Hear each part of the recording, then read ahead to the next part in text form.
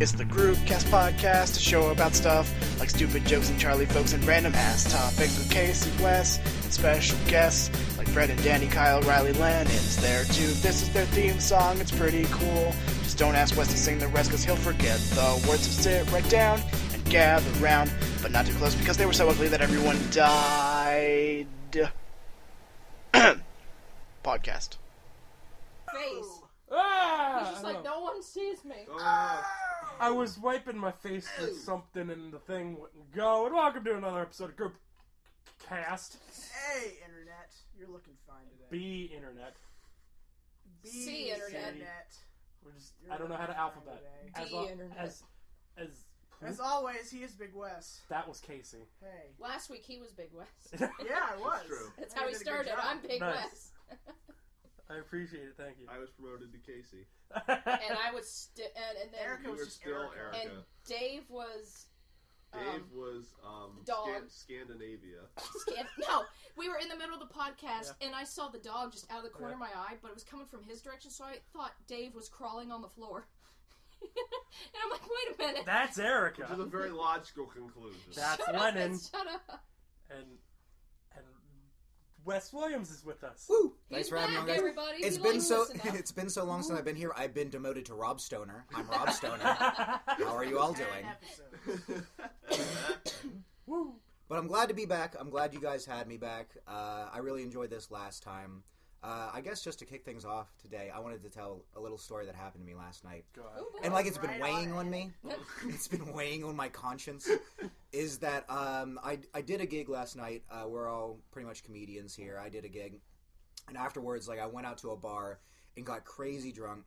And like my friends stole my phone, and they started randomly messaging people in my phone, and like just saying the meanest, weirdest things they could possibly think of. Like down a list, just being like, "You look like you have Down syndrome, fuck tits." Like mean. You Oh my probably have God. Down syndrome so bad you have up, left, and right syndrome. All Here's the thing, though. Oh! I woke up this morning to a T. Everybody who responded was like, "Classic Wes." Like no one was weirded out. That's great. Nobody was thrown off. They were like, "You're crazy." I would have just Oh, thought, shit. if I didn't get one, but I would have probably just thought, he's extremely drunk right now, I'll just go along with it.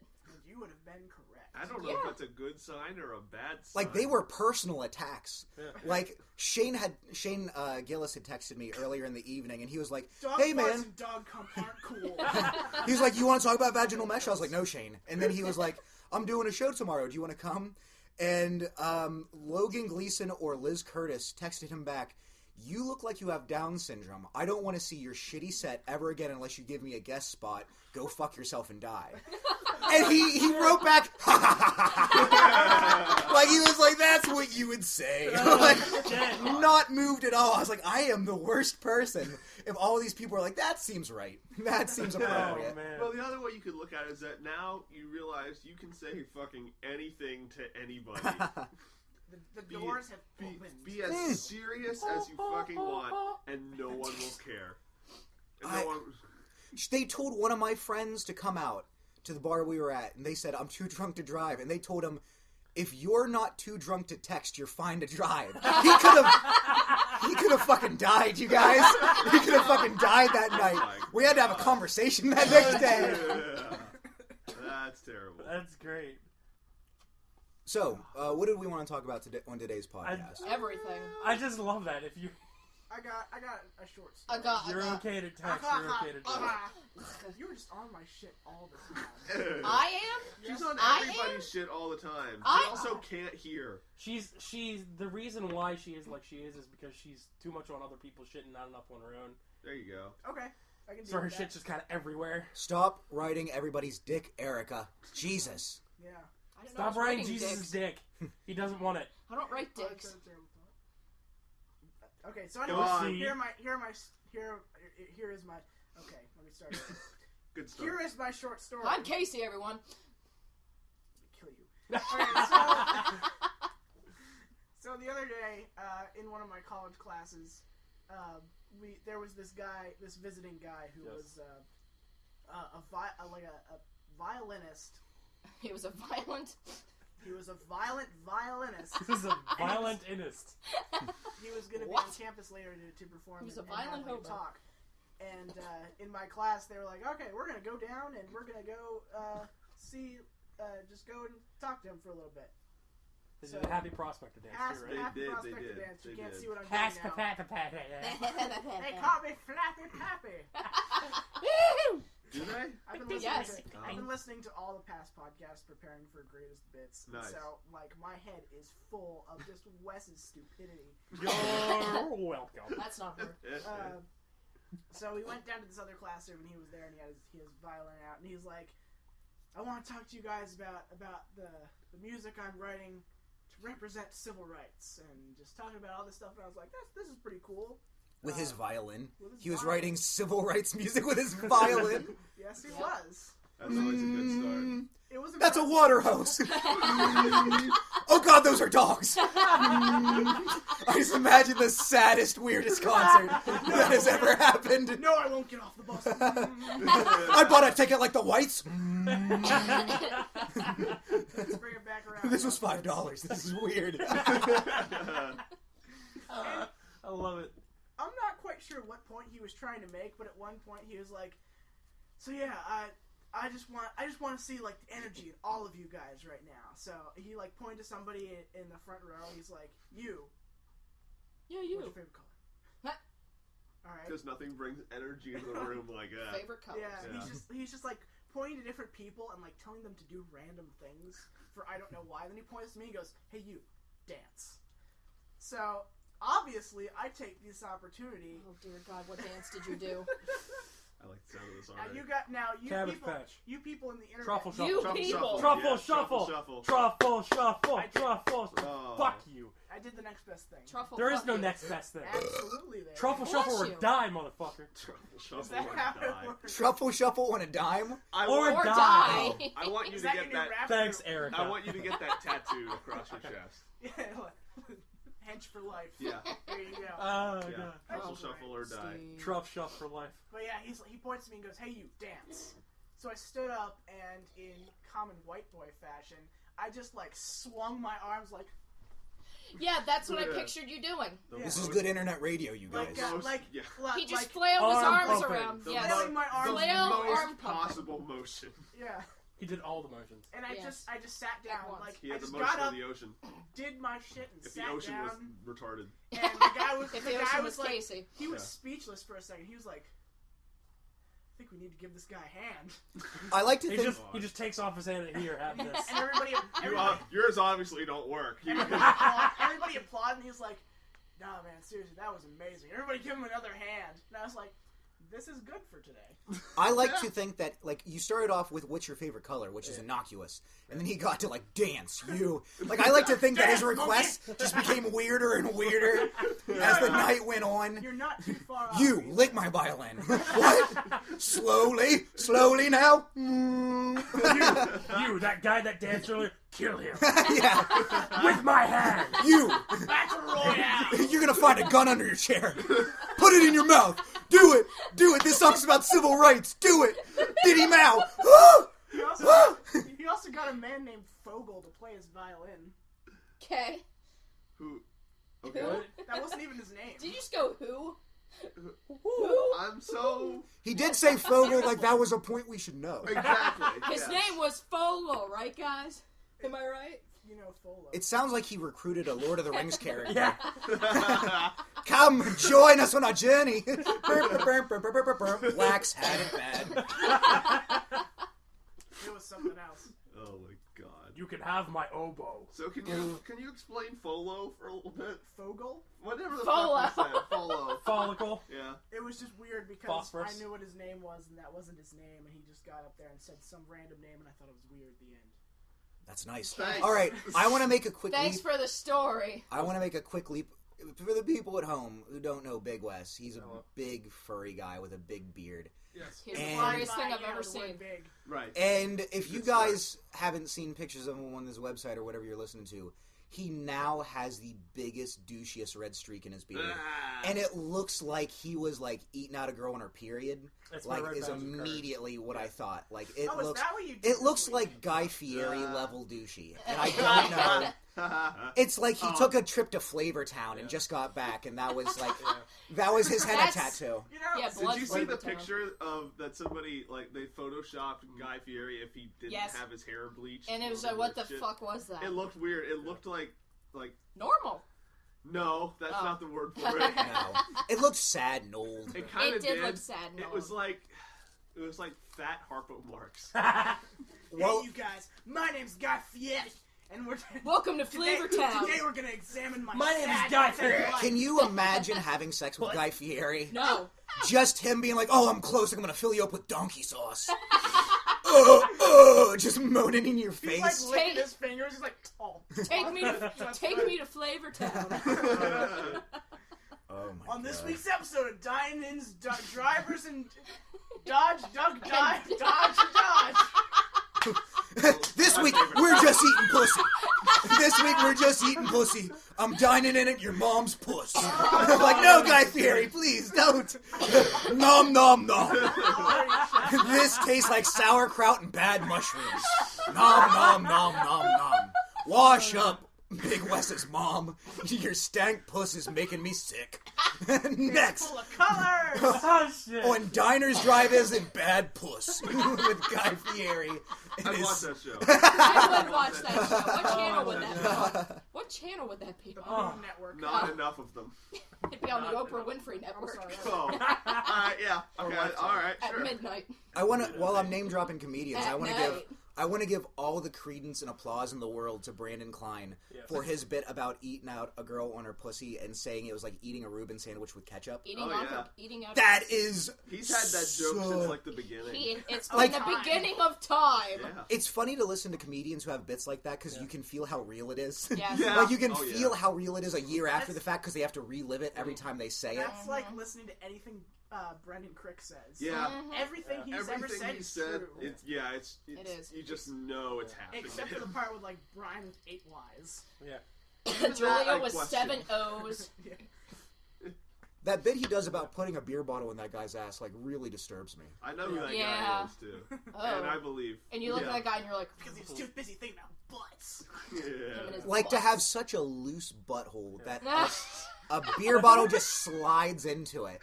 Like, what have you been doing to that butthole? Like, I just Fisting. imagine him That's like fisting. sticking a plunger to the floor, it's horse being like, easy, like, bit by bit, just ramming it in there until it comes out of his mouth like an Elmer Fudd cartoon.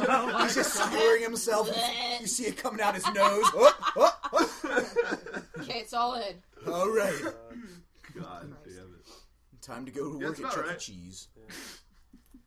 I won't forget. It was the last time that I did a set when we were all out at John's. He approached me. He's like, "Hey, that bit about you being broken up with over Facebook Messenger. Like, I got a friend that happened to him a few years ago, and like in the middle of your set, I just got a hold of him. Like, dude, I think this guy knows you. And he's doing a set about him. Like, no, like that actually happened like 2 weeks ago. He's like, holy shit, that is unfortunate. I know how you That's feel. unfortunate. Like, about Man, your life sucks. The most unfortunate. about in a span ranging between 10 and let's say 16 months ago, I was broken up with by 3 different girls using the exact same excuse, which is At the yeah, same time. they were like, "You're cheating on me," and I was like, "You dumb bitches." God, I hate you. I'm gonna knock your teeth out. What do you guys know? But no, they each sent me a text. One did it in person. 2 gave me a text. 1 said it in person where they said, "I'm just not over my ex-boyfriend yet," which I think is the new "it's not you, it's me." Yeah, It's it the is. It lamest is. dog shit answer. It is. It's like if I've got a weird dick, just say it. Just say it. I Just know. because it's got a corkscrew doesn't mean It looks you like a hate me. snake's tongue. It I'm looks done. like a snake's tongue that I just flicker inside of you. Some like it, some don't. It's an acquired taste. It's like caviar. Yes. You have the caviar of dicks. The caviar of dicks. I like Fancy that. dick. That's Yes. quotes without context. Fancy living. That's the episode title, right? Well, I now. will say I have never said that to anybody. That they got a weird dick or that phrase? that you that have the phrase. caviar of Oh. dicks. Yes, I have never What's- had the caviar of dicks. The weirdest dick you've ever seen. You don't have to give me a name, but tell me what it looked like. Yeah, Erica, you've been around, right? I am a round person. That's right. Just looking at her face, I already know I've seen 100 more dicks than her. Like, I already know I've seen just a gallery of dicks. I've only seen 2. That's awful. I've seen like And 2 the one dicks was the today. same I've one. seen like 2 dicks today. And the one was the I same woke up one and for one was on my 5. nose. Yeah, no, the one was the same one for 5 years. That sucks. Oh, Yeah. wow. Was it? Yeah. So was it just a normal boring penis? The one for the ratio of height. It was not what I expected.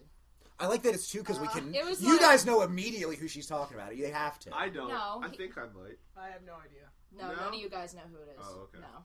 I And just I was now just like- realized how little of Erica's backstory that I know. There's a lot of back. She doesn't say backstory. All you guys do is you have her here to talk shit on when you need like something to move on to the next topic. Exactly. Anyway, They don't even know my fucking real Erica. name. My real name's Gary. She's good transitions. Real talk, I had a bizarre moment last night where everybody here knows me as Wes Williams. That's not my real name. Everybody here I knows know that. half your real name. But- well, yeah. So do we all. What I forgot is I've also gone by other names for like a long time. Like some of Really? I was hanging out in McGrath's, and like a couple of people I've known for like a decade came in, and one of the comedians called me Wes Williams, and this guy who's literally like one of my best friends in the world. Like we've been through shit together. He comes up, puts his arm around me. He's like, it's still weird for me to hear people call you Wes Williams. I just like good old Wes. Oh, that's not my name. Oh, like I've gone to your mom's birthday party. Like you came to like my cousin's baby shower, and you don't know what my last name is. Because on Facebook, I used to go by my mom's maiden name with my last name, and like legitimately, most people who don't who know me as a friend do not know what my name is. Like I'm just a muddled mass I have no of potential like identities. That's all right. No, I only know what you said about your middle name, and that's it. We like pseudonyms here. Right. That's why we don't talk about Hugh Jass's real name, whatever that is. I It don't doesn't know matter. his We real don't care name. what his real It name doesn't is. We matter. don't care. We just don't. I'm This- happy knowing that he'll just show up and save me in a pinch. Yeah. And we'll, He just comes up from Florida. Yeah. If our listening audience like just hears weird static in the background, I'm smoking an e-cigarette like a douche, and like this is Is there any way not to smoke? You weed call my cigarettes? red stripe a douchey thing. we're both a little bit douchey. We're both a little bit douchey. I turned Italian real quick. It's not the best thing you could have done to your face, but I also understand that like at the end of the day that'll grow 5 out. seconds of I upper love a register.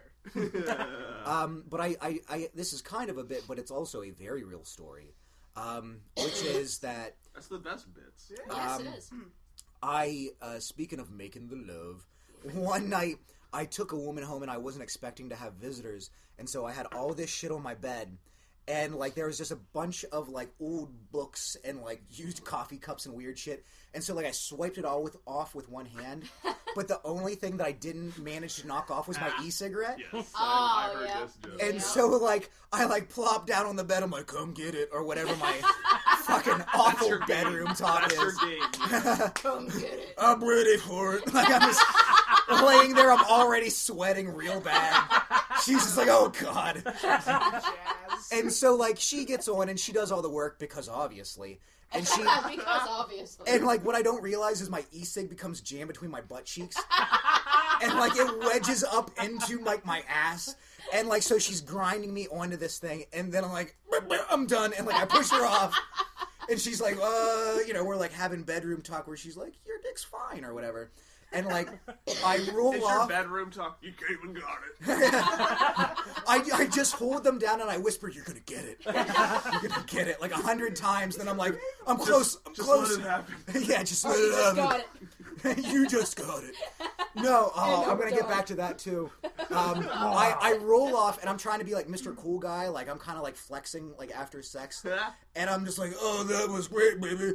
And like all of a sudden, like I don't know how I didn't feel it, but my e-cig slides out of my big fat sweaty ass. And it's like big, and like it falls on the floor.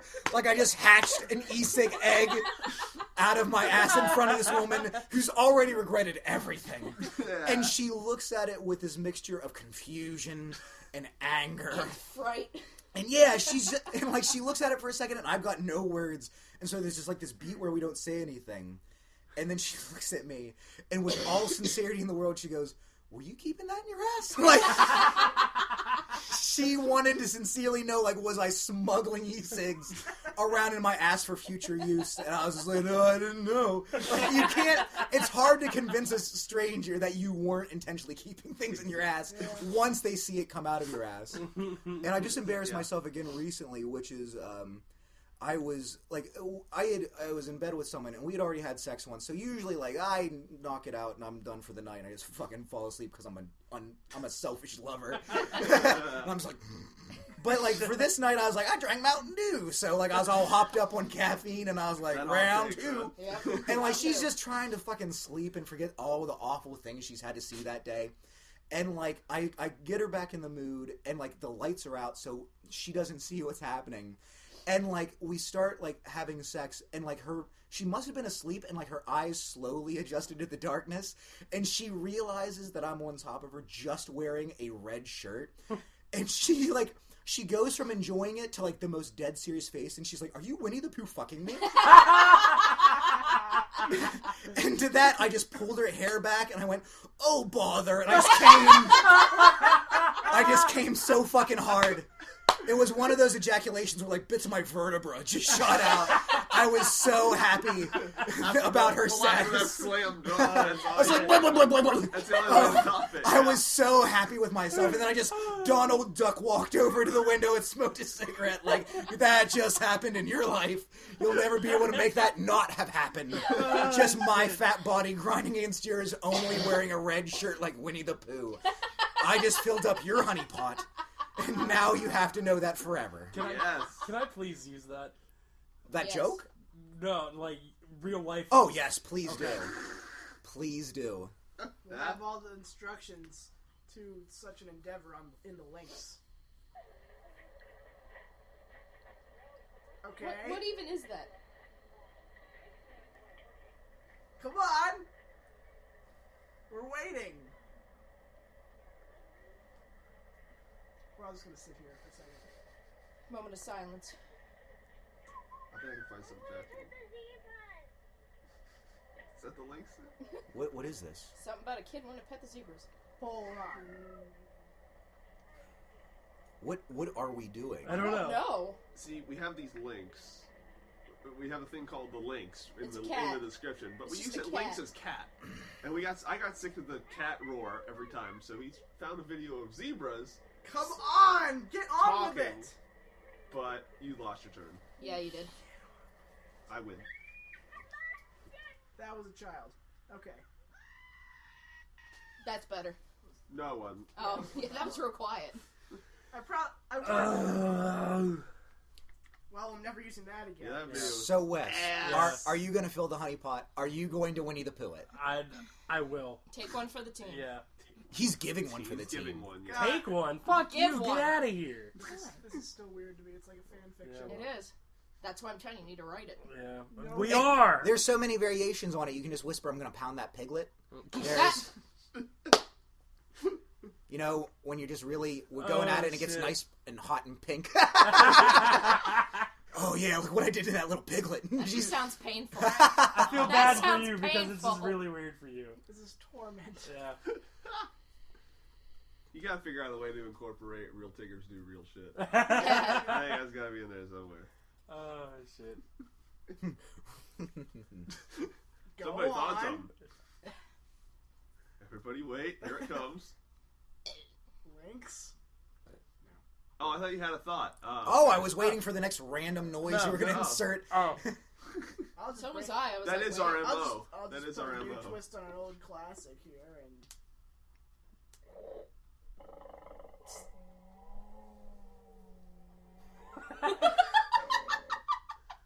What the fuck are you people doing? That was don't the know. links in slow motion. oh no! I think he took okay. off. So the sound clip the sound clip that I usually use for the links is just the beginning of this 3-minute 48-second video, and I just clicked to a random spot, and that happened. Put that video in the links. It's sound like it's taken off. Yeah. I had a thought. It's like the Doppler effect of tigers. Yeah. Like, I don't have a good joke for this yet, but like, Neither do we. You know how, like, we're in Adams County right now, Pennsylvania, Yes. doing this, and so we're near Gettysburg. Yes. And, like, all the soldiers who died on the battlefield here are supposedly, like, Dead. ghosts now. Yeah. Yes. They're And, like, supposedly dead. So the theory behind that is, like, you haunt wherever you died. Yes. So, like, I just thought, like, just listening to that tiger roar, and then, like, you would see them haunting you at night, like, a security guard's like, what's that? And they're like, ooh, and then, like, a tiger comes out, and the ghost is like, shit, no, shit, and you just see a fucking ghost taking off, like, no, this was the worst place to die, I should have never come here, just hundreds of years. Go and you're like, oh shit. He's like, oh, that's the scaredy ghost. He hates the tigers here, he should have never come. Now he's locked in an eternity of hating tigers. That's a novel concept. I like the sound of that. The only worst thing I could think of is like a fat guy dying of like a heart attack or something in a McDonald's. But that would be amazing. McDonald's. If you're a fat guy in McDonald's, why wouldn't you want to haunt a McDonald's forever? He just steals everyone's But you wouldn't be able cheeseburgers. to eat anything. A hamburglar. Now, what I thought of your zoo the other way, where the tigers and all the animals are scared of the ghosts. Like the ghosts are just kind of meandering around the exhibits and shit. What's like Scooby-Doo in the zoo? Yeah, a little bit. Ruh-roh! Yeah. Like, at some point, someone's died in a whorehouse, and their ghost is just over someone's shoulder, like, do it on her tits. God, she loves it. I'm like, all right, get out of here, friend. That's how I died. Either pay or get out. Is it possible to pause this for a second so I can get some coffee? Huh? Coffee? What is with you I and have to go coffee? make- We'll be right back after Wes gets his coffee. And we're back. Wes got his coffee and we're back and things working, people. man. Not like anyone Way cares. to ruin I'm all ready the to momentum. Winnie the Pooh an army. Yeah. They're all gonna get it. Gosh. Oh, bother. I can't tell you how weirdly I'm legitimately proud of myself. I would be. I'm still walking around with undue confidence. And how long ago was this? Let's say within the past year. Oh, okay. I was gonna say He's if- still right. I'm protecting Last night. identities. I was gonna say I'm protecting identities. If it was before you decided to become a comedian, there's something wrong with you that it didn't connect before. Like, as soon as that happened, I was like, people need to know. That's what made me become a found a comedian. colleague. I've dealt with worse. That I could handle. That would be like no big You've deal. dealt with worse. What did you deal with was worse than getting Winnie the Pooh? My ex. Yeah, what's worse than that? Is there a shorthand? Winnie the Pooh? Can I call it getting winnied? Or like, I love it. My ex wanted me. Wait, your ex with the awesome last name? or the weird dick? I'm sorry. No, his was normal. Okay. No, he made up his. He didn't go by his. You name. don't even know what a normal dick is, sweetie. You've seen 2 of them. That's statistically insignificant amounts of dick. Yes. But he got me this real huge shirt to wear while we had sex because he wanted to crawl up into my shirt and pretend he was in my stomach. Oh. Okay, that is worse. You That's win. up there. I take that You back. win by I miles. apologize. I don't That's have up there. anything nearly that And I'm weird. just like, You called him Professor Buzzkill, right? and I'm just like, yeah, you go up there. What? Yeah. Go up there. Yeah, have fun. I imagine him like having this like really like shy British accent, like I just want to be in your soul. Or something like No, that. no, he did the worst British Oh, accent. shit. He tried, and I'm just like, that's the worst. While he was fucking- down there, you Try. should have punched him, and when he started bleeding, just be like, I'm having an abortion, and you just squeeze him out of your body. Ugh. I hope my dad never finds out. That's I bringing was it gonna back. say it couldn't be any worse than Oh my Stacy's like impressions of what she Of thinks. anything. Yeah, basically anything. Of anything. I've Fruit stand, I hardly know her. Yeah, exactly. I famously God. said she has 3 accents: normal, fake Russian? country, and Russian. That's it. Yeah. Those That's are the the only entire ones. No, he- spectrum. And sometimes they blend one into another. Yeah. No, his favorite singer was a British singer, and yeah, I'm flailing my arms around. I don't know why. And he would try to do a British accent like him, but it was the saddest thing I ever heard. Like the drunkest, poor Englishman that you could picture, and it still didn't sound right. Let's hear an impression. No. Happy Prosper. What do you mean no? There's no no. No, I don't even know how to do an impression Give of it what your he best did. shot. I can't. 'cause Do I- it. No. Do Do it. Do it. Do it. 60 seconds on the clock. No, no.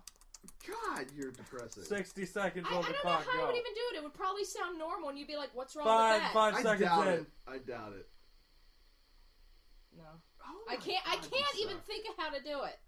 Just do anything then. You can fucking just stand up and dance right now for all I care. Just do something other than going no. You could All right, go crazy I'll like- jump in on this awful space and say, you guys know, like, I'm not a very straightforward comedian. I'm more of just, like, I tell kind of, like, goofy stories.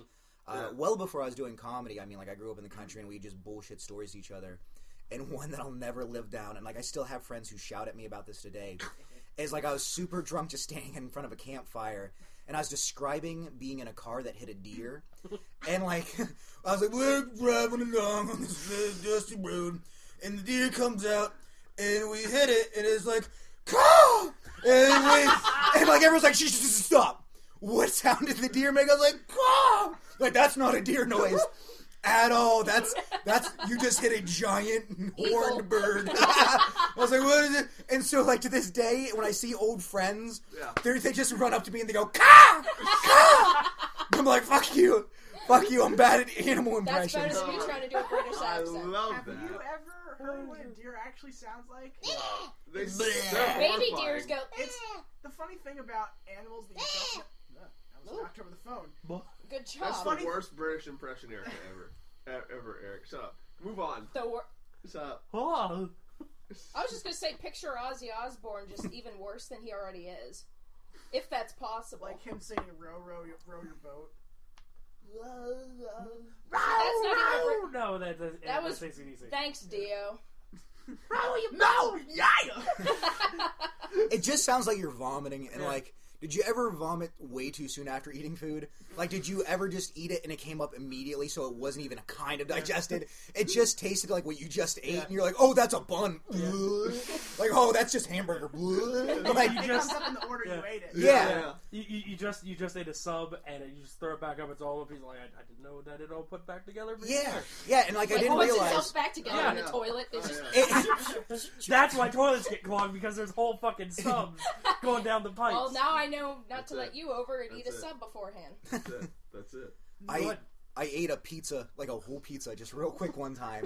Like, I hadn't eaten in like a day, and I was like, I can do it. It'll be fine. And like, it takes your brain like 20 minutes to tell you that you're full. Like, your brain takes 20 minutes to fully let your body know you should stop eating. And I just housed a whole Papa John's pizza, and I was like dunking it in like the garlic sauce, like the whole time, just to grease this pizza, like just I unhinged my He jaw. just sucked. He like sounds became a amazing. vacuum and just sucked in whole pieces. And I went over to my mom's house to help her move, and like, I hadn't even done anything yet, and I just walked out on the porch. I was like, and she's like, are you okay? She was like, are you drunk? It's like 2 p.m. I was like, no, I just ate a whole pizza. She's like, you fucking animal. And like, before I could be like, I am a person. Like, I was just like, off her porch, just huge chunks of pizza. She like immediately was like, that's pizza. Like, she wasn't like, she wasn't, like, it was just huge No pieces questions. of like crust that I had just like swallowed whole. And she just immediately was like, pepperoni cheese, that's a pizza. You're just throwing up a whole pizza right now, so I'm so sorry. That reminds me of. Should I eat it again? That reminds me of something that happened to me in high school once. It was during that period of time when, like, in gym class where you had to run the mile. Oh, fuck And we that. were doing all those conditioning exercises. Yes. Now, I had the misfortune of having gym right after lunch. And that's a terrible See, that's the worst combination. fucking time. I don't know It why they is. do that. It is. So, It should all be in the morning. on or that, way after on lunch. that fateful day, I had eaten both meatloaf and a spicy chicken sandwich. Mm-hmm. And my stomach was not having any of that shit. Yeah. So I went, like, we were only doing 2 laps around the track. So it wasn't that bad to begin with. I was like, okay, first lap, alright, I can do this. Second lap, nope. Yep. I got to the very end, and, like, the teacher said the time and everything, and I was like, hold on a second. I went to, like, I wasn't going to do anything onto the track. track. No, I should have totally done it on the track just to sabotage. I all was the other on. people I slower went than onto you. the threshold of the turf and Obstacles, just motherfucker. and just everything just. What? and it was so acidic, it burned through the grass. Oh my god. To this day, There's now a weird puddle in to China. this day, there is still a spot on that turf where I threw up onto it. That happened. It was like I vomited liquid radiation. That happened to me when I was in first grade. I threw up all over the carpet in the classroom, and when I went in sixth grade to get that teacher to sign my yearbook, I was just standing there waiting, and I look at the floor, and there was my spot exactly, and I'm like, There was my spot. I did you sign it? Did you sign it? I should have. You should have. But- Go back and sign it. And that same day, whenever I felt sick, I started feeling sick out at recess. Yeah. So everyone started lining up. My thought process was, I'm going to feel so much better if I run in circles. So I ran around the basketball pole. And this was what, last year? First grade. No, this morning. So I ran in circles around the basketball pole, and I'm like, oh, that was the worst idea ever. I made it like another 45 minutes, probably. It was a hot dog. I threw up a whole hot dog. I was Shane's dad. You threw up Shane's dad? Yes. Shit. I don't know how I knew him then. In between bouts of boxed wine. And how it started was I was sitting in my seat, and I hadn't been feeling well, and the teacher made a joke, and she's looking at me, she's like, Eric, isn't that funny? I'm like, hot dog. She's like, why are you crying? God. There's 2 points I want to touch on. And then everyone's staring. She's like, haven't you ever seen anyone throw up before? I'm like, she's on the phone with the nurse. I'm like, okay, now I'm glad you didn't do that British accent, because if you can do... if your British accents are as good as your throwing up sound... I don't know, I was just making... I don't know. That's about right. That's about it, yeah. It sounds like you're drowning backwards. An amazing story, Erica. Last time I threw up, the only evidence I had that I did was a text saying I did. That sounds really sarcastic and mean now. I that was I so drunk, I don't remember doing it. I had drank all this beer, downed a bottle of Chardonnay, and then threw up in a toilet at my ex's uncle's house, and I'm laying on the floor in the bathroom, and I text him saying I threw up. I'm like, I don't remember doing it. And then I'm on the floor, I'm like, you probably don't want to kiss me if I threw up. As he's trying to help me to walk around outside in the snow, I'm like, don't kiss me. And then I fell asleep on the couch holding a full cup of Sprite, like in my hand on my lap. Slept for half an hour. Felt like I didn't even sleep. I'm like, I was asleep. And his uncle's like, yeah, you were asleep for about half an hour. The cup didn't move. It's still on my leg like this. I didn't spill any of it. I'm like, how do you do that? I was drunk. Oh. Magical things happen. That was the most... Shouldn't that make it less possible? Exactly. But I just Am I wrong, drinkers in this room? But you wouldn't think so, because you do the opposite of what you normally do when you're drunk. Correct. That's not true. Because the last thing I remember was I was sitting there talking. Fuck me then. Last thing I remember was talking to his uncle. I still drive. And then I felt like I felt like all I did was blink. And suddenly his uncle wasn't there anymore. And he walked back in the room and he's like, oh, you're awake? I was like, what? You've been dead for 30 minutes. And I passed out with this cup on my lap, and I don't know how I didn't spill it. Sleep is time travel. Yeah. But the only evidence I have of throwing up that day is that one text that said, I'll just throw up. Otherwise, I don't remember doing it. I just know I did. No memory of it. I was with Big Wes and threw up in a sink and didn't remember it for days. I thought it was a cup. Yeah, you also threw up in a cup. There was a lot of puke in that night. Because first God. off, I filled the sink and I remember repressed memories. While I'm showering, it just came into me. I was like, getting ready for the day. I filled up a sink with puke. Like it just came rushing back to me that I filled this sink up, and then I walked out and a guy was like, "That sink's full of puke." I was like, "Yep," and I just kept walking, and then I puked in a cup in the car. Yeah. That was not my proudest moment. I'm curious to see what he would say once he listens to, or if he would ever listen to, your retelling of that night. We had a retelling like the week after or the night after, I believe. It was the night after. I will say this, talking about things you wouldn't normally do on booze, I will give credence to that in this, is that I had the most badass line I've ever said in my life that night. Because, I was sitting next to Wes, and these ladies sat down next to us, and, I'm being pretty weird with Wes. I was, had my arm draped around him. I was like, I fucking love you. And, so we heard. This lady, looks over, and she says something and I don't quite hear, and so I lean in, and she was like, are you gay? And I was like, my response. This is the start of everything great. My response is, let me show you how gay I am. And I just start making out with this lady in Zembies, like a karaoke night. God. Just making out with her in front of everybody. Was this the Swedish girl? You're doing it in No, December, I had the fine. Swedish girl. He had the. I thought there was two of them. Yeah, he had he the other one. has Ah. tiny Mine cars. was Turkish. Yeah. Yours was Swedish. Yeah. I would have gone for Swedish, but I like brown Spoken skin like girls. a professional. Again, Swedish is it's the not way to go. about you. Don't give me that look. Looks don't work. Because I don't have eyes. have eyes. And How do you know I'm giving you a look? Telepathy! my favorite part of that story that doesn't get recounted enough is that the next morning Wes woke up and was fine. And, like, he came and got me. He's like, man, I'm just going to get a cab. Everything's cool. And, like, I'm trying to be a good host. And so I'm like, I should get you a jacket. You look cold. And, like, I'm just shaking. Like I'm having a stroke. We know that We part did of the talk story. about that. He told That's the great. whole thing all the way That's up to great. him leaving in the cab. I'm sitting on his porch. I hear the door behind me. I just slide over, and you're in like 2 pairs of sweatpants, the thickest hoodie I've ever seen, half a glass of water, and you're shaking like goddamn Michael J. Fox.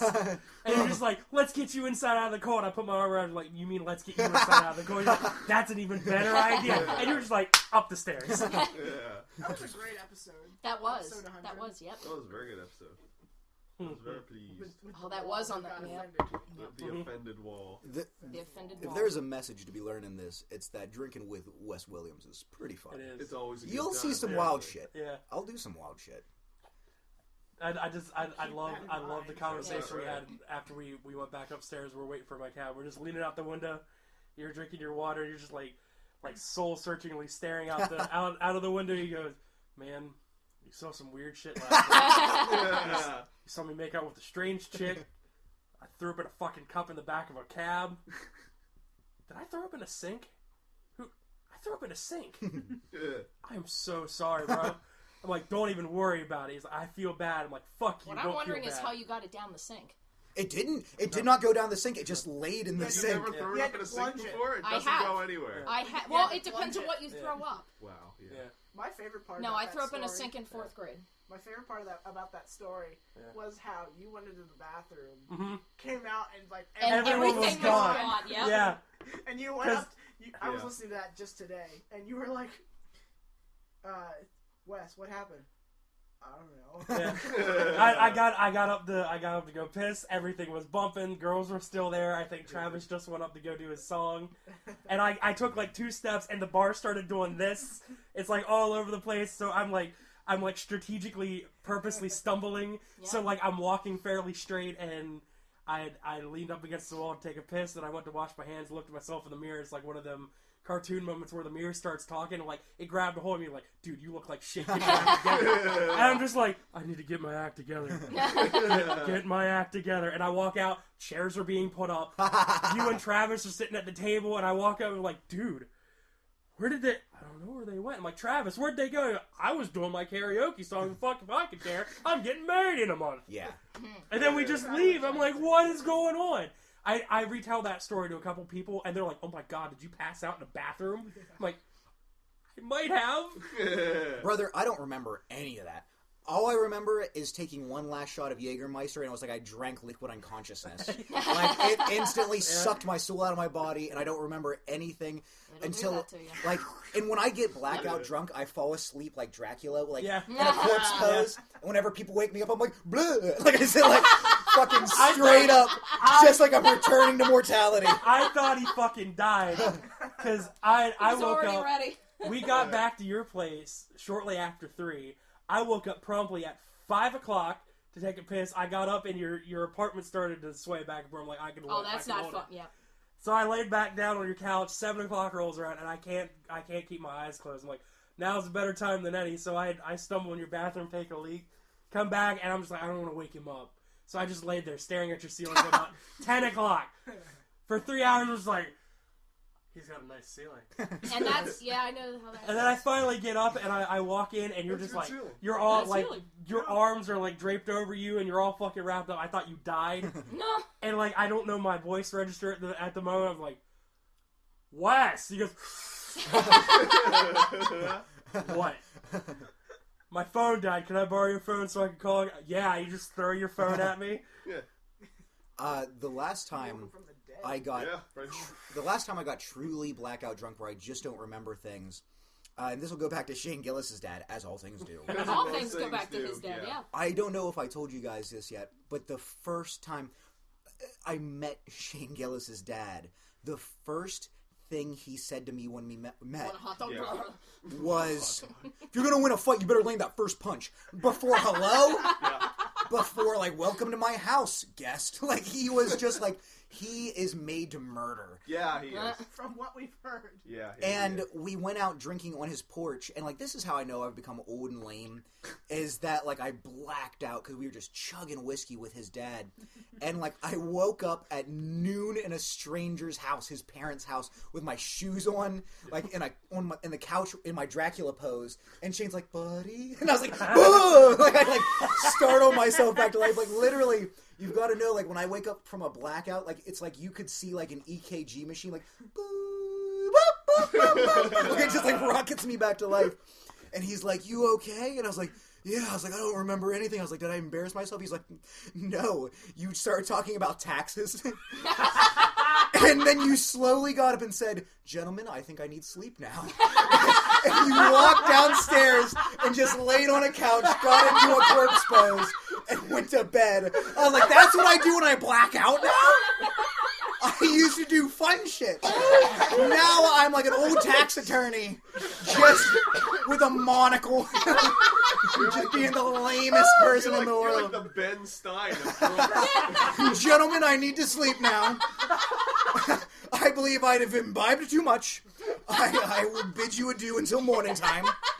Let me just go to sleep. Know about taxes. We're dry red eyes. That was fun. God damn. Oh my god, that's I can't great. decide if that was a good idea or not to cast him for those commercials. He's a guy.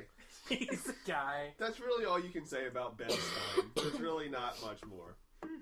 He's the quintessential boring man Yeah. who everybody loves. But he had his... That's the new event happening in Nevada is Boring Man. Exactly. I am boring man. Who hates Ben Stein, really?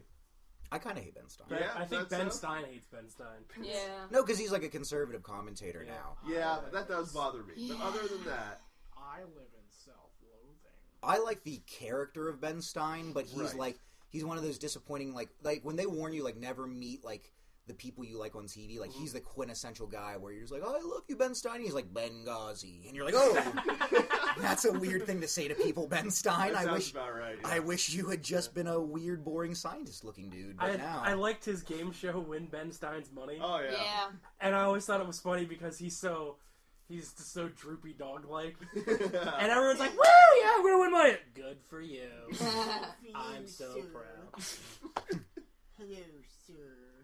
Would you like to It's great. money? I like that for solid decades, the sole source of humor for a cartoon was crushing depression. Yeah. Like, he was just chronically ill, and just like, I cut myself to feel. And everyone's like, oh, look at the dumb dog! Look at that dumb dog! Oh my god, he's gonna hang himself. He's gonna hang himself in a closet. I wonder why that happened. Why people thought that was funny. Because laughing at other people's misfortune. Yes. Yeah, pretty much. Yeah. All right. That's what we live. Yeah, remember my 20-minute story about me cutting my thumb off? Yeah, that's fucking hilarious to you guys. I could have lost the thumb. Seemed pretty hilarious to you at the time. And, also. well, yeah, it Remember is. It's our fucking lives? funny. Yeah, yeah, that's true. Lives of Yeah. comedians. 90% of my jokes are like, I'm a sad guy. Let me tell you about why that is. Yeah. Yeah, exactly. He said after just getting done talking about taxes, getting drunk, and Yes, yes. Yeah. That is a sad story. Jehovah's Witnesses. that's also hilarious. Yeah. So, yeah. Yep. That's how they fuel them comedians. Yeah. On sadness It- and terrible misfortune. Dude, it's totally true. You know, when Robin Williams died, and people He went... died? He Yes, died. he died. When Robin Williams died, and people were like, "Oh my god, why?" Like basically every comedian went, "Yeah, that's about right." Yeah. Yep. Yep. Yeah. Yep. I saw Poor a... furry man. Though, to be honest, they should have shot his corpse out of a cannon and said, You're free now, Genie. just shot him off into the desert. So guys, I think we found our limit. I'm all for Oh, it. No, God. I agree. No. That was the limit. That was it. I found it. Dead Robin Williams out of a can. Yeah. Like, he wouldn't have loved it. I mean, we He can won't still. And as he we goes, can it's still do that. We can still do that. That's true. I mean, grave robbing is only kind of illegal. kind of illegal. Yeah, he's gonna be all mushy now. Who's honestly going to tell? Robin Williams? He's fucking dead. Yeah. He was Wouldn't cremated. Now I have that feel problem bad. We wouldn't have that problem with Joan Rivers. Ah! Well, they- She's But- like a living. She dead. hardened. Is Yeah, what but she there, did, there's yeah. like there's So I like say a she couldn't be cremated. there's like a $2,000 fine for littering though. Yeah. I met It's Joan very Rivers classic. You met in her? real I was life. gonna say we're littering with a Really? dead body. Yeah. Oh, no. I had gone to see the Rocky Horror Picture Show in New York, That's a and good there's place two to find pretty her. Yeah. there's two kind of fun stories that came out of this. I saw it at a little place called the Circle in the was Square, God. and she was the narrator, and Sebastian Bach from She Skid. was the Yeah. narrator. Yeah, she was the narrator who was the guy. I don't know. Yeah. So Narrator. there's this transvestite. I And just can't see the narrator. do you guys know who Sebastian Bach is from Skid Row? Yeah. Yeah, he Okay. stared me down So he played. Because it's all about you. because no one else is talking about themselves. So he played Riff Raff, and I could see that. I was waiting outside because I had some flowers I wanted to give the actresses. You know, it's kind of like a tradition, be like, great show, yada yada yada, Yeah. wonderful. He's the first one out. Boom! He kicks open the door. Fucking rock star. He hasn't changed his clothes. He's still in his makeup. He's throwing up devil horns, and he's just like, rock and roll! Yeah. And like, he Sounds has like a the beer 80s. in each hand, and he chugs one beer and like throws it away, and he gets a marker out of his pants, and he just starts signing ladies' tits. Like, they're not like, sign my tits. He's like, this is gonna happen now. And these ladies are like, oh, you did it? Oh. And he's just like, Sebastian Bach, like, right on everybody's breasts. And he walks across, like, my path, and I'm not really doing anything other than like, oh, this is a crazy human Did he being. sign your tits? He did. Didn't. He signed my dick. And he's like, why does this look so good? He got SE and was like, well, you got what you got. And he grabbed the flowers out of my hand, bit the heads off the roses, spit them into the air, and goes, roses taste like shit, rock and roll, and like finishes his beer, jumps into a limo and speeds off. And I was like, that guy is the living embodiment of rock and roll. He used the phrase rock and roll like a period to end sentences. We'd be like, it's great to be here, rock and roll. And I was like, all right, Sebastian Bach. But then like after everybody had left, like Joan Rivers comes like shuffling out, and like no one was She paying. shuffled. She's a littlest old lady. She was like 4 feet tall. Like she Yeah. came up like to like my chest line. And she's just sitting, like, she's not sitting. She's standing along the road, and she's waiting for her limousine to pull up, and no one's bothering her. So I just walk up to her, and I was like, this isn't necessarily true, but when you see someone you respect, I just walked up, and I was like, Miss Rivers, I just want to say I'm a big fan of yours. I think you're really funny, yada, yada, yada. Just giving general compliments. And she's like, oh, sweetie, thank you so much. She couldn't have been nicer. We had a nice little conversation. But I've never had such a powerful, natural, primal urge to just crush someone with my fist. Like, I just wanted to cave her her skin in real life looked like an apple that you left out on the seals for too long. Like, did you ever make an apple head? And I just knew with one good punch I would murder this old woman. It would only take one. She would just melt under the force of my bone structure, just pushing right into her eye. Yeah. Oh, Yeah, she would look like the Wicked Witch of the West after she got water thrown on her. Like, just one downward punch, and I could put her skull into her shoes. Like, she would just melt with one good punch, and I feel like I could run and get away with it. And, like, there was just, like, this, like, 5% part of my brain just, like, do it, murder Joan Rivers, murder Joan Rivers. And the whole time I'm like, you were good in that show. Like, I just have, like, a white-knuckled fist just shaking by my side. Not today. Just not today. Like, there's one world in the infinite string theory universe of the worlds where Wes Williams murdered Joan Rivers at like 16 years old just in New York and just got away with it. And sometimes I wish I lived in that world, just carrying the weight of knowing I killed a comedy legend with my hands. The best part about that story is that All of it? Yep. Well, yeah. But the part where you get to Joan Rivers and it's like, this isn't a Wes Williams story yet. And then we ride over that curve. Oh, there it is. Yeah. I met Joan Rivers. It was really nice.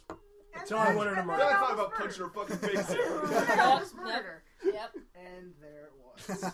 No, I just picture it as kind of a plateau, and then it goes. That works Also also. that. Yes. That works also. Valid, very valid.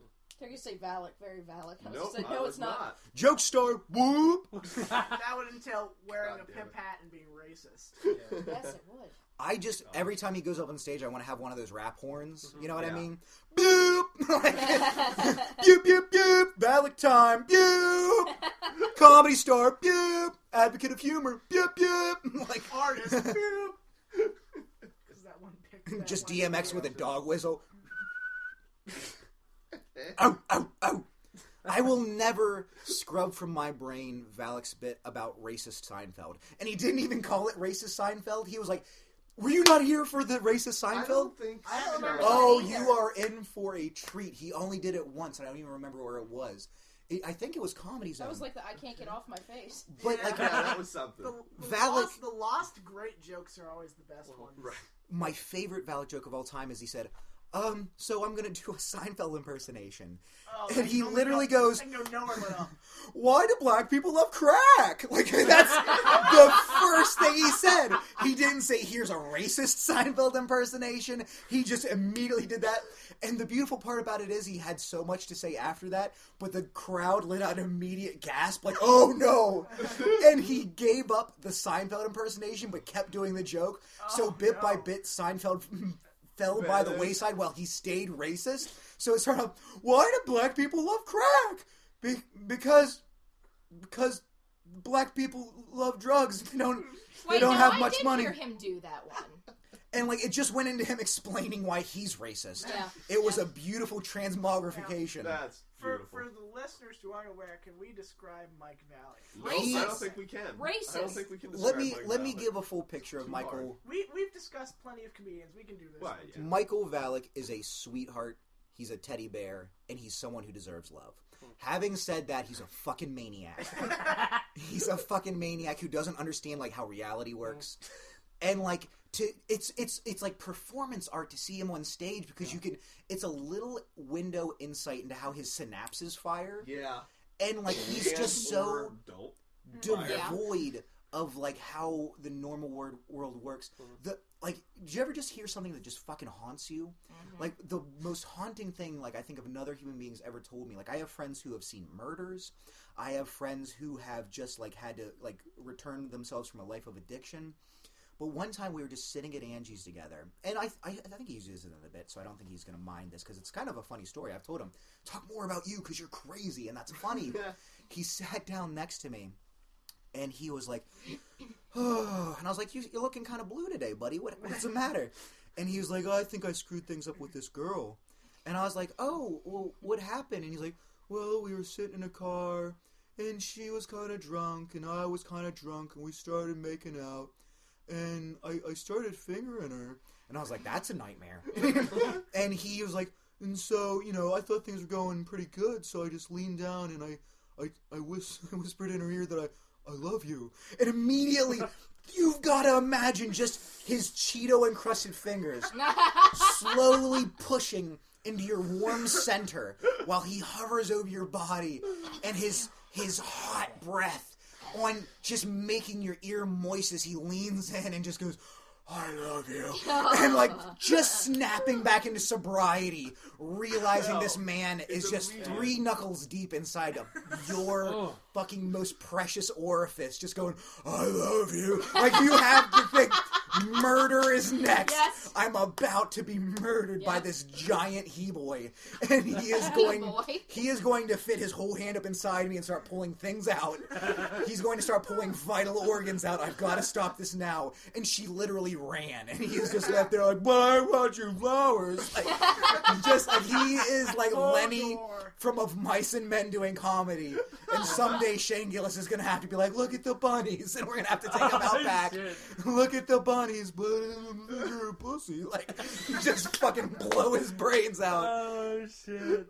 I love you, Valak. I love you, Valak, if you're listening to this. We're trying to convince him to do more stupid puns, but like ones that are funny. Like his crunches and push-ups. Yeah. That's a good joke. Yeah. What's that joke? The one about where he wants to get more exercise. People are telling him push-ups and crunches, so he got push-up pops and Nestle Crunch bars. Like, all right, I like that. I tell that joke at work sometimes, and people fucking love it. Yeah. I think it's pretty good. He's got... I don't remember what else he's got. But he's working... That's all right. He told me a concept he's working on where he went on a dating website, OK Stupid. And I'm like, That's not bad. That is not a somewhere. bad basis for a joke. Exactly. That's what I said. So that could go somewhere. So if he does, like, continuously dumb shit like that, it might turn out okay. Yeah. He'll be the new Heath, basically. Yeah. Which is a good and bad thing. It is. So we're going to better than what promote we got now. My favorite joke to use that another comedian does is there's nothing I hate more in the world than like coworkers finding out I'm a comedian because they all do the same thing. We're like, tell me a joke, fucking dance puppet. And I'm like, ugh. Exactly. Yep. So in order to make them leave me alone, is I use Ethan. Is it Ethan Tuthill has the joke where he's like, I call my dick the gun. Yep. Because sometimes it randomly goes off in children's faces when their parents aren't around. That is my go-to to make people leave me alone. Because as soon as I say it, they're just like, "Oh." Ethan Tuthill is his jokes are so smart, but and he will so funny. He will never get anywhere with them. I know, it's so sad. It's terrible, but it's great. He's brilliant. The man's brilliant.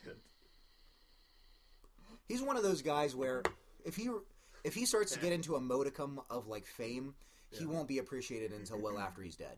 Yeah. Whenever you're that smart and that clever, you don't get famous until you die from heroin. I don't know if Ethan does heroin. I'm sorry if that's a thing. It's hard to say, really. Yeah. But like, no, I love Ethan Tuthill, and I think that if he pursues comedy, he's going to be the comedian's comedian for like the starving artist crowd because he's so fucking smart and so fucking clever. And he's a guy who can wield that intelligence like a sharp knife. And Absolutely. I'm jealous of how hard he can hit like a good punchline. Like it's incredible. He's a very, very bright man. Every time he's on stage, I stop whatever I may be doing and pay attention to his entire set. Mm-hmm. And then later on, when I'm trying to like put a show together, I'll think of names put and go, Ethan Tuthill. Nope. Not gonna get. That's the downfall. But yeah, you're absolutely correct. He needs to. There's got to be a niche somewhere in the comedy world for him to just thrive immediately. It would have to be like Williamsburg or somewhere where you have a lot of young, smart. When I say Williamsburg, I mean New York. Yeah. Like you would have to have a very young, smart, edgy crowd. Like you'd have to be in like San Francisco. Yeah, exactly. Yep. But there are crowds out there that he's going to murder. Fucking murder. With a gun. With a gun, yeah. But no, yeah, we are really blessed to have the comedy scene that we do for such a shitty area. Mm-hmm. Like Central PA, there are legitimately probably 20 comedians around here that I'll stop what I'm doing to listen to. Yeah, and like that's an insane amount for all the people that we have doing it. I kind of think it used to be more too, though. Yeah, I feel like I joined the comedy scene as in like. I joined it as it fell apart. Yeah, well, not joined it, but that's about right. I started showing up when as you everyone's started showing like, up, that's when because I was there. You killed everything. Way to go! I showed up when it was gone because I showed up the week after Perry died. Oh, that's right. Yeah. I never got the chance to meet Perry. It was either that, I didn't either, or it was the Price is Right night. It was one of those. Price is Right night Did was you hear a about lot of those? fun. Mm-mm. Price is Right night was a conception, I think, of me, Keith, and was it Keith? I think it might have been. It might have been. I think it was just because Keith wanted to Ben. get the fail horn whenever somebody said something that wasn't funny. Yep. Mostly it was Hasiel doing and his who made the name rape tags? joke. I did. You did? Yeah. That's what I thought. We when you signed up, you also got one of those big fucking Price is Right name tags to attach to your and so shirt. as you went up, you like cheered like you come out off the stands like on the show. Thanks. I'm adding to it. I'm getting there. I'm adding to it. You weren't told what the order was. So, first off, it was actually kind of beneficial because you had to fucking stay in the room and wait for your fucking turn. Because at the end, people like to leave or stand in the back and not pay attention, Lennon. As if it was your fault. Yeah, I no, know, it's right? because he does that. I do that. Everybody does that. Everybody does that. Because there's jobbers. Yeah. Sometimes you don't want to see the fucking enhancement talent, you know? Right. When you've got fucking Hulk Hogan, you're not necessarily going to stick around for the blue meanie. Fucking Job Squad. All right. So, go ahead. everybody's intro music was the Come On Down theme song. Yep. And you just got called up randomly. Like Steve Maroney, the host at the time, would be like, "All right, everybody, your next comedian is Haciel," and then ba-ba-ba-da, and he'd run up on stage and you'd just do your fucking bit, and that was the whole night. And it was actually pretty fun. It was. I mean, it was a good time. And there was that one contest that lasted, I don't know how long that did last. The one where you won, Liz, there was and one of the contest. twins. There were like 30-something comics that That signed was- up for that. 33. It was 33 That comics. was the night where we had 33 33. people. Everybody got Yes. 3 minutes, and it was, That was a the great best fucking show. night. And then It was a great fucking yes, show. Yes, it was. Because everybody got 3 minutes. If you were good, So you you told pulled your out best your shit. best 3 Yes. and you did a great job. Exactly. If you sucked for only 3 minutes before you Exactly. were forgotten. And you just didn't feel like it dragged on and Maybe on. that should happen It was an more often. I amazing think night. so. It just went boom, boom, boom. If I ran a mic, it's going to be very rare people are getting more than 6. I was Yeah. thrown like chum to sharks the other day. A guy said, "Hey, I'm hosting an event. It's at PM Bistro. Do you want to come and do comedy there?" And PM Bistro is a traditionally like black club. Yeah. And like they're all like everybody says like, "Look, Wes, your energy's going to get over there. Like they really like excitable folks. Like you're going to get people riled up." And so I had gone and I had done this like 2 months ago. And, like, it wasn't great. Like, I didn't really get over too well. But, like, I had a lot of really nice people give me, like, some compliments afterwards. And I was like, all right, that wasn't how I wanted it to go. But, like, everybody was nice. Yeah, it was a passable C-plus night of comedy where I did my job. Yeah. Choked a couple giggles out of people. I was like, all right, fine. And when I came back this time, it was, like, 5 or 6 of us comics. And the guy was like, all right, who's headlining tonight? And everybody points at me. And I was like, oh, Christ. I was like, all right. And the guy's like, oh, do you have like 20? And I was like, I mean, I can do 20, but like, I was trying to think, like, I had my head like prepared 10 minutes for that night. Yeah. And I was like, I can stuff this up. Like, I'll do a bunch of crowd work. I'll do some old jokes, yada, yada, yada. Yeah. And I get out there and I die. I fucking die. That's hard. And it's like one of those where people are just talking like after I say like a punchline, like, why did you say that? Like, because that's a fucking joke. Like, that's how jokes work. It doesn't necessarily like, and I don't know necessarily why I brought this up other than just to, like, get the demons out of my chest about it. But the only time I got over that night is like, it was like me and like a couple black folks. And when the black guys like went up on stage, like they would be like, and next up is Tizzy T, the big motherfucker, or whatever. Like, they all had, like, cool names. And they'd be like, whoop, whoop, whoop, whoop, whoop, whoop, whoop, whoop, whoop, whoop, whoop, whoop. And, like, they all went up and, like, real cool. And then, like, it was like, and then, like, it's your headliner, Wes Williams. And I was like, Oh, God. no music. Aw. Oh, I remembered why I wanted to say this, is you were talking about things playing during people's sets. Yeah. Something brutal they do there is, like, and this didn't happen the last time, but the first time I did it, they were undercutting comedians because they have a DJ who does halftime. Oh, God. And the first time I did it, the DJ, if you did a joke that didn't land, would play sound clips. And so, like, if you, like, did a joke that didn't land, you'd be like, whoop, whoop, whoop. And you'd be like, fuck you, DJ. And you were just taking it from this guy, and, like, he had that little ba-doom-tss, like, noise. no. And he would, he would land it after your jokes. And it was just, like, the most vulnerable, awful environment to do comedy while people in the audience are like, ha, ha, ha, try a joke. And you're like, oh, God. Oh, That's terrible. That's awful. It was That is brutal. horrible. It was brutal. Now, His name was Questlove. Now, we gave the Price is Right fail horn to some people, but it was either people who incredibly deserved it or people who could play with it. Haciel Or Ayala. whenever comedians do that, the comedy zones, they fucking know each other. feel They like- know oh, it's yeah. just for I fun. never They don't. knew Haciel's last name until just now, and I feel like it's just vowels. It's mostly It the is. sound. You- It's A-Y-A-L-A. Haciel. Yeah, Haciel you basically just your way through it Yep. until you feel like you said enough. Aw. What we did with him is he has that one joke. It was things you should never tell rape victims. Really? Because you're not even hot. And we go, whoa, whoa, whoa, whoa, whoa. And then go on with the joke. I told that joke once after a show. A lady came up to me. She said, Haciel, I can't believe you said that shit. And it hit me. I said, wow. Really? Because you're not even hot. I saw the video of that set a couple months ago, and he played it very well. He played it off very nicely. See, we would only do that shit to like him and like Steckler. Yeah.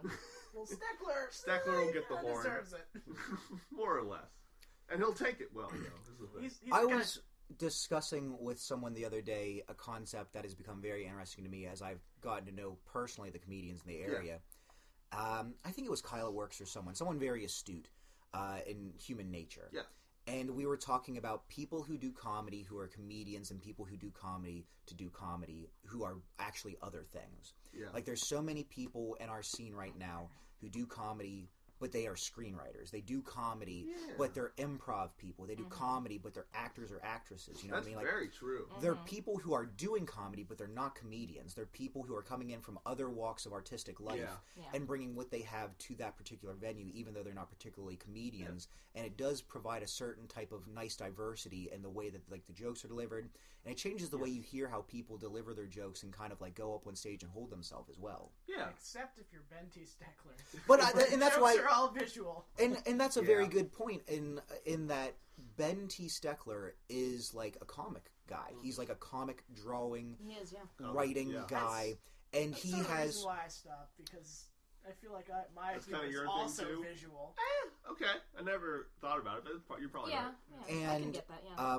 Christina, the host of that Mike on Tuesdays now, Christina Irene, was kind of talking to me about like how she is like she also does poetry, and she was making this really incredible point about how restrictions breed creativity, and that she is in love with like this poetry form where it's long form poetry, but every stanza has to end with one of 6 words, and I forget what the word is for it now, but it's purposely restrictive comedy or purposely restrictive art form. And like to think about like the restrictions that we put on ourselves and like what that makes us do with that, like I think is a very interesting way to see how people form comedy as well, because I guess what I'm saying is the parameters we provide ourselves. Yeah. Like how we're being a vehicle for the way we conceptualize things and being able to know someone personally, know what they're good at, and then to see them do comedy is like this 3 phases of identity thing where it's very interesting to see how that unfolds on stage. And someone who I love with my whole heart, is Regina. Yeah. And she's a comedian, but at the same time, like I can't help but watch her sets and feel like there's so many mediums that would be such a good vehicle for her particular type of like she is like an abstract artist in some ways. She's really doing very odd spoken word interpretations of like the reality around her. This is the lady with the cake lady. The fucking cake. Oh, right. The fucking cake. And we should probably explain the bit for people who basically she gets on stage and just like halfway rants. Like the one particular one I remember is she got up. She's like, studies show that like so and so number of women have been raped. And she just like takes a fistful of cake and just shoves it right in her mouth. She's talking about like how the appearance of women in public matters so much while she's just shoveling cake into her mouth, and it's brilliant. It's very smart, but it's not traditional comedy. It's not, and it doesn't connect with audiences in that sense. It's the equivalent of watching a Yokozuna sumo wrestler try to go into a Muay Thai boxing match. You are excellent at what you do, and the medium in which you're doing it makes it very hard to appreciate your actual skills. Exactly. And that's why I probably have mixed feelings about seeing her set. Yeah. I can appreciate it. I appreciate it more as an artist than a right. It's a performance piece. Yes, it is. Yes, it's a performance piece. Yes, and that I can appreciate. And it's done well. She does it very well. She did Midtown Scholar with me one time, and she did the cake eating bit. It didn't work. And I was there that night. Was like sobbing on stage, shoving cake into her face while dressed like Captain Crunch. And she's literally going like, and my boyfriend drinks too much. Like shoving cake. And there's literally people in the audience standing up and going, sweetie, no. Like people were moved. Like people were upset. And, like, that is for the normal comic cadence. Yeah. That is a vibrational disturbance for the night.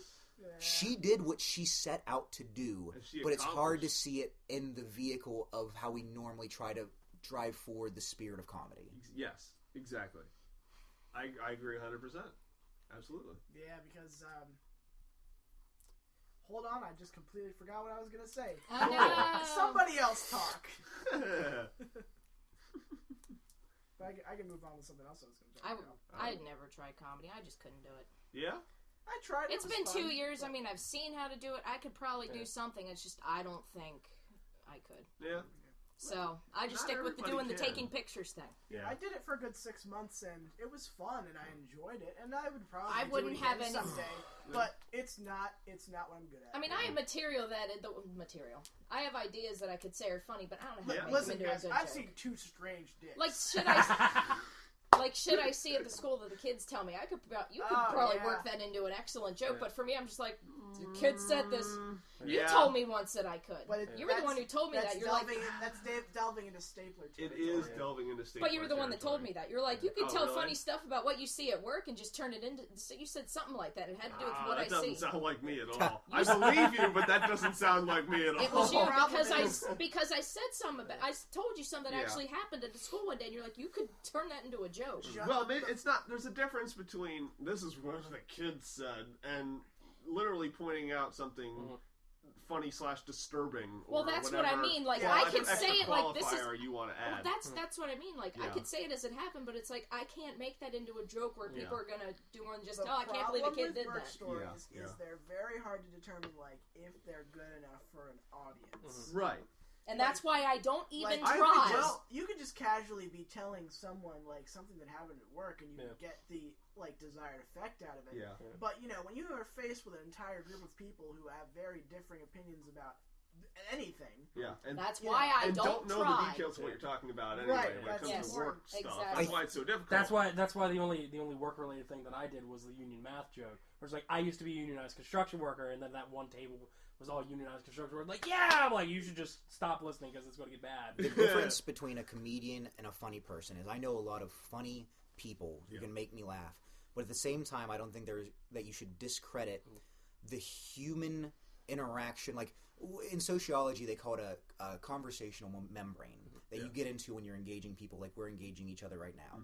If I told you guys a joke right now, you're going to laugh harder and longer than if I did it to necessarily a strange audience. Because right now, you do feel some emotional and an intellectual investment in making sure that I'm still part of the group and I'm still happy. And you can hear the cadence of a joke and say, now is the time that I give him the positive affirmation that I understand what he's saying and I understand he's trying to do comedy. Yeah.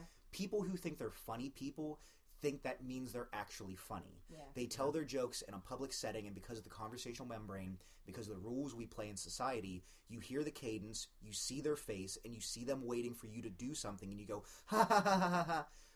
In a comedy setting where you're on stage, that conversational membrane breaks, and now you're just talking with people who have no societal urge to have to give you that affirmation. You have to choke it out of them. Oh, yeah. You've got to tear it out of them. And that's the difference between a funny person and a comedian. Yep. Yeah. I have always said that being funny in conversation, being on stage is way, Oh, yeah. way And different. that's the reason why I don't try. I know I can Yeah. say something funny, make you guys laugh, and then I Yeah. do it outside, and Yeah. you're like, "Fuck you Yeah, talking when you about?" do that. Oh! I love my job because like when I work with electric companies, they It's teach you how Joe. to pronounce words. Yeah. Joke. Electric Same company. idea. Same idea. they're Electric not company. in one place all day. They're always moving around. Yeah. So I have the opportunity to like sit and have a lunch break, and I get to connect with my partner for the day. And sometimes depending on the company, Gay? depending on the company that I'm working for, I know some of the people that I'm working for. And sometimes comedy just slips out, and like, and it's the whole, oh, you're a comic, tell me a joke. Yeah. So my go-to right Oh, it now sucks. is always. I broke up the last set that I did. It starts with the I got a knock on my door, and it was Jehovah's Witnesses. The day after my girlfriend breaks up with me, I tried LSD. The next morning, the Jehovah's Witnesses came back, and I'm just like, that one. Yeah. Mm-hmm. And they are just like, the one girl that I worked with yesterday, like, she's like, oh, you're a comic, tell me some jokes. Here, I got my pretzels, I'm ready. And she's like, oh, God. But I had her falling. You're a fucking movie. I had her falling out of the truck. Yeah. Laughing. But you're only encouraging them, Wes. Yeah. You should have just. You should have just like let her eat all the pretzels, and then should have gone like, well, I guess I'm done. Yeah.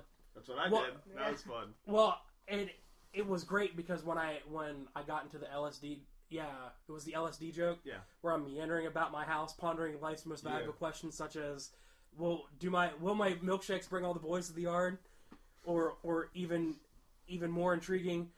Do homeless people understand knock knock jokes? Yeah. As soon as I hit homeless knock knock jokes, she laughed so hard she dumped her pretzels out. So like I was. You just have that effect on people because every time you talk about telling people jokes, it's always the instant reaction is just death. Yeah, pretty much. My default response to people going, "Oh, tell me a joke," is no. Yeah. Because first off, it tells them no, and second of all, they laugh because they're expecting something. Like, no, I'm good, and that kind of gets me out of it. It's funny because, like, I have this group of friends in college who know me as a completely different person than here. Yeah. They don't know about the podcast or any other ventures that I do. Yeah. They only know me as the guy who makes completely flat jokes about how much our classes suck. Yeah. And that's all I do. See, that's the venue for that. Yeah. That's totally the venue for that. Yeah. Good for you. Hey, Sherry. What? A video that was playing there. I know I'm encouraging the whole. Yes, you are. You're a comedian. Tell me jokes. Yeah. But I feel like it gives me good practice of doing shit. Sure. But I don't buy into that. I will say that it gives you practice for getting your timing down and saying it correctly. Even with that, I don't believe it because you have too much emotional interference. Like when you're face up on someone, like the beats you wait for are different. Well, yeah. Like, and there is something to be said about waiting for beats. Like, someone who's really good when they're on at waiting for beats is like Lemaire Lee.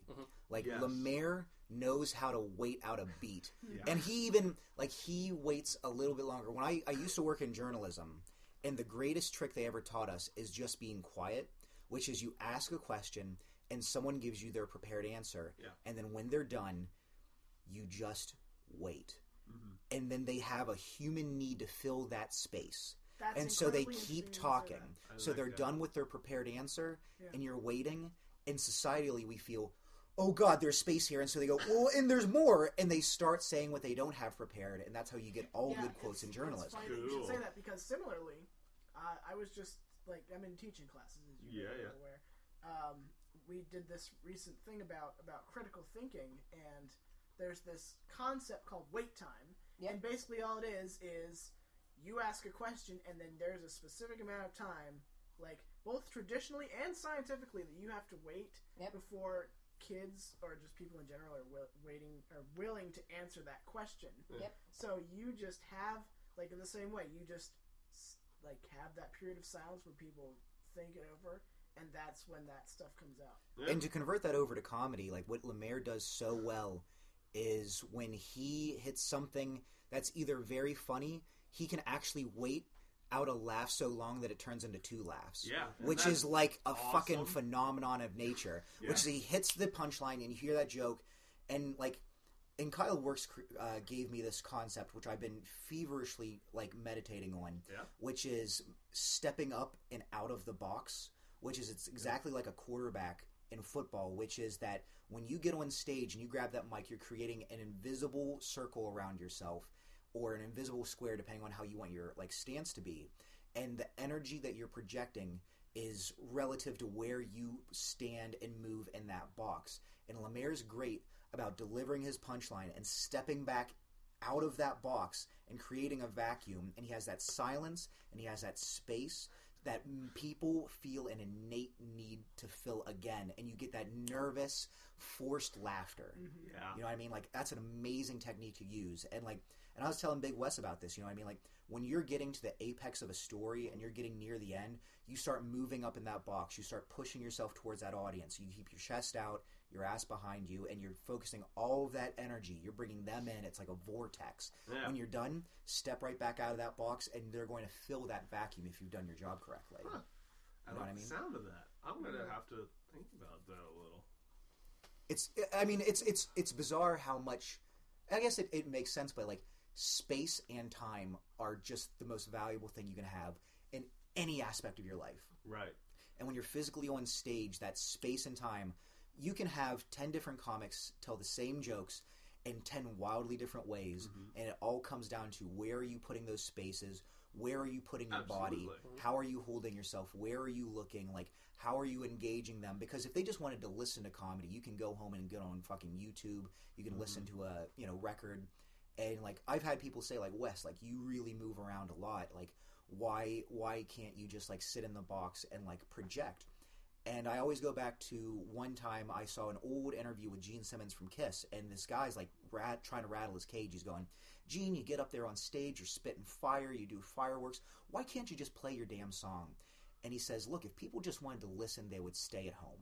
When they're there, they're looking at me, they're seeing what I'm doing, and I'm trying to use every dimension I can of what I have to engage these people and make sure that they're with me for every step of this ride. And I think comedy's the same way, the way you hold yourself, the way you project, the way you're pulling them into whatever you're doing. Because, like, let's face it, like, life can be really shitty. A lot of bad things happen to a lot of bad people. People are getting fucking beheaded. People are sick. But when people step into a room with a good comedian, that comedian says, take that load off your shoulders for 5 minutes, for 10 minutes, for 15 minutes, for 20 minutes. I'm going to take that load off your shoulder. I'm going to bring you into my world, no matter what it takes, and we're going to have some fun, you and I, tonight. And to me, no matter what, that's your job. You're putting them in a place where they can take that load off and come into your world. Anything you can do to engage them in that way, you know what I mean? Yeah. When you edit this podcast, can you put the national anthem behind that? I was very... Because now I'm fucking motivated. Yeah. I was just about to go... Yep, it's taken off again. Yeah. The Doppler effect with tigers. Oh, Yep. it's it. God. Thanks for ruining the moment, Casey. Yeah. Yeah. That's what I do. So, to completely... That whole thing is going on your tombstone when you're dead. Yeah. In like 5 years. You mean he's not already dead? He's just a ghost? Yeah. There's going to be some sort of Phil Gillis accident. Hot dog to the face! He died doing a podcast. Now he haunts all podcasts. He just haunts my basement. Oh, soup! Fucking heck! Leave us be, Wes! Leave us be! I love that. And it's like, you know those universalisms, like every language has like the word no, like these strange ties that bind people who should not be able to have like a universalism, like that egalitarian like way we evolve. Right.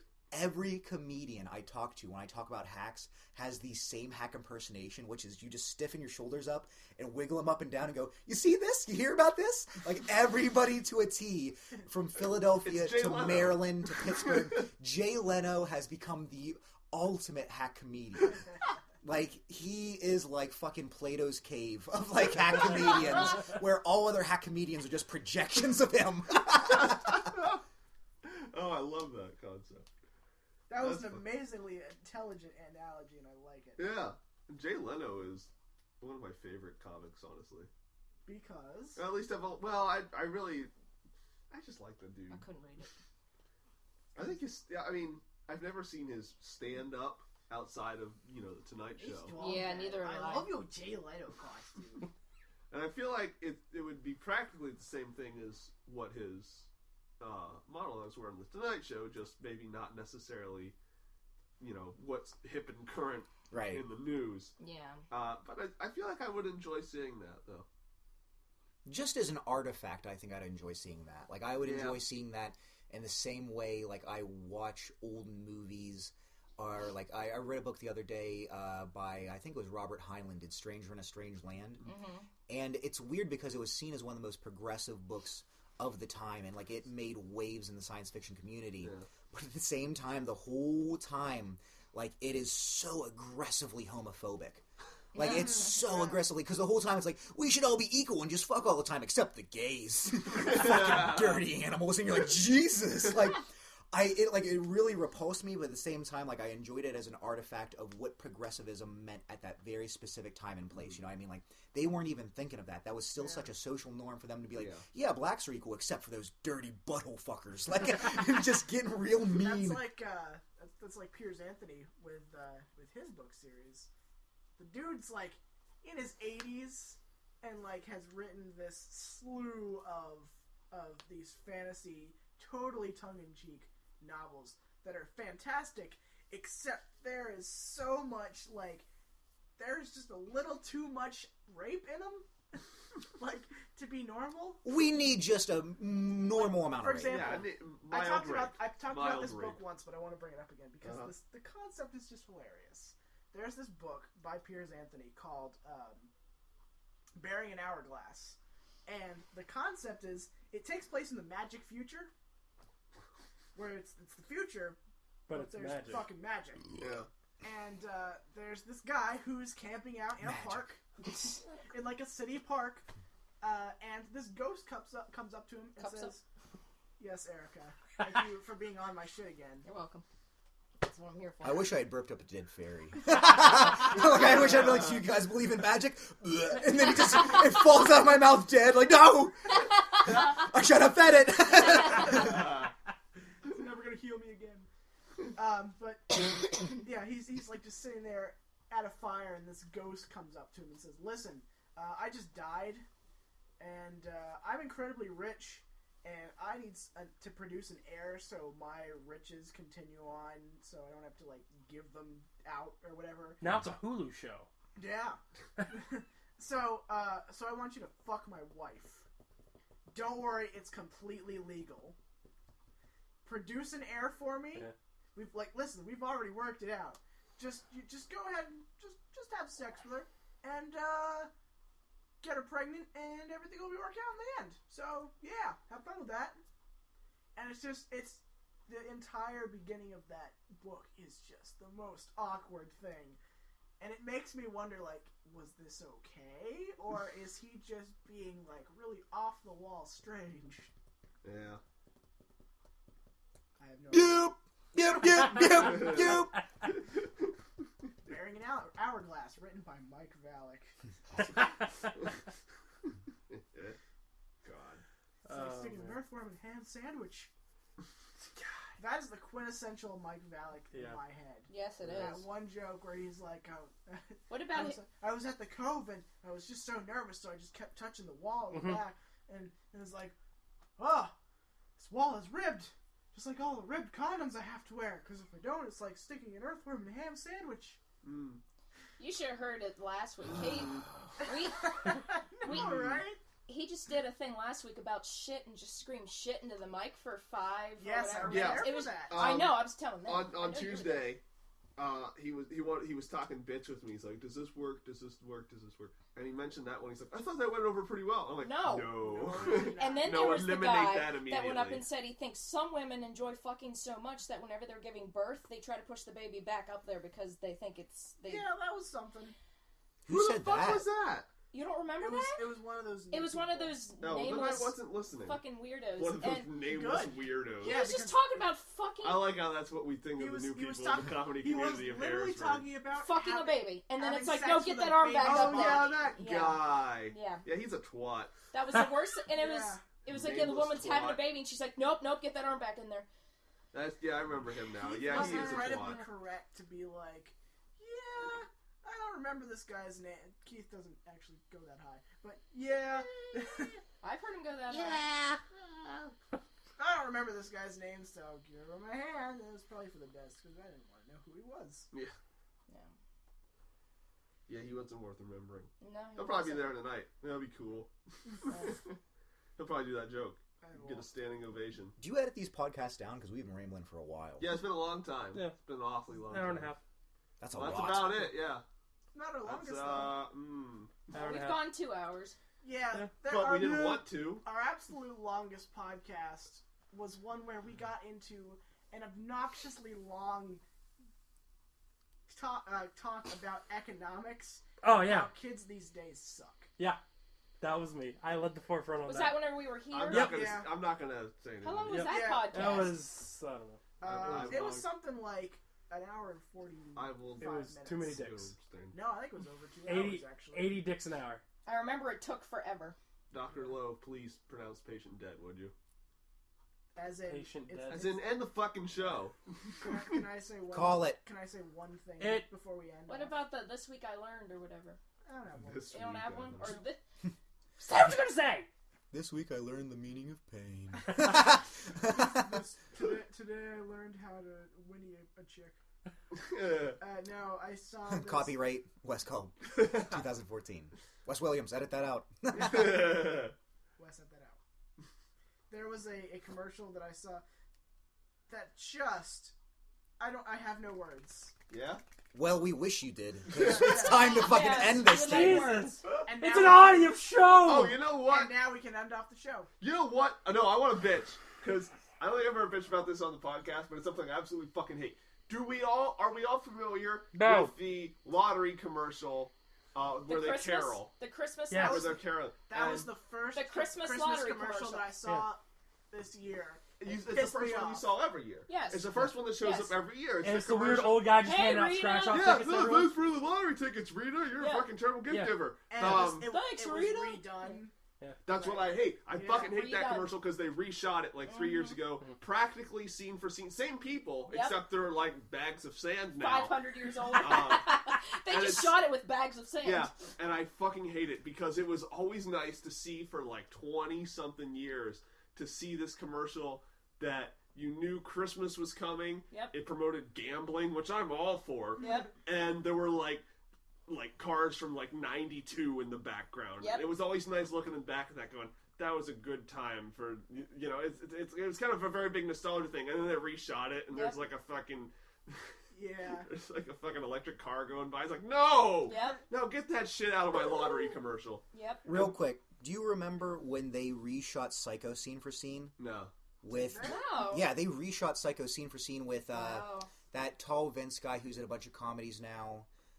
He Vince did Vaughn? Vince Vaughn. Oh. Vince Vaughn That's played the bizarre. role of the killer, Oh, and Christ. Anne Heche played the role of the woman who dies in the shower. Huh. That's Huh. bizarre. The only, like, literally, like, they, like, staged everything perfectly to align perfectly with the same movie. The only thing that changed is right before the shower scene, they show Vince Vaughn, like, beating his pud. Like, Of course. Well, yeah. like yeah. looking in at Anne Heche. And then the only other difference is after he, like, you have this big dramatic, me, Yeah. me. And she falls down, and the camera pans down on her. And, like, you know, I can see it, that iconic scene where the lady's laying there and her eyes are still open. Yep. But when it pans down in the new movie, like, she's kind of bent over, and you see Anne Heche's butthole. Like, not... I swear to God this is true. And I was listening to a podcast the other day, and they brought this up, and I was like, can't be. And, like, I found it on Verizon. It's 100% true. It's just, like, the way she fell is her butt's wide open. Oh, shit. And it's the only actual, like, it's the anus. Like, it's the Oh, butthole. It's the only butthole I've ever seen in a non-porn movie.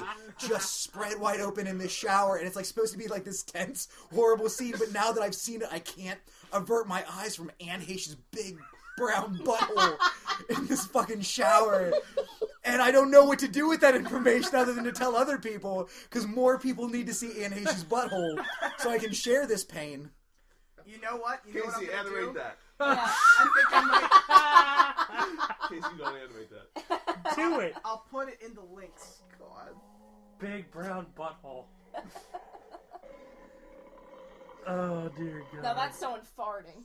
Yeah. That's the big Bitch. brown butthole. Yeah, that's Yes, the sound. it is. Oh, God. That's the sound it makes. That's its cry. As she falls. Rocking off into God. space. Say goodnight, everybody. Yeah, please. Goodnight, Say goodnight, everybody. everybody. Happy thanks, turkey. Yep.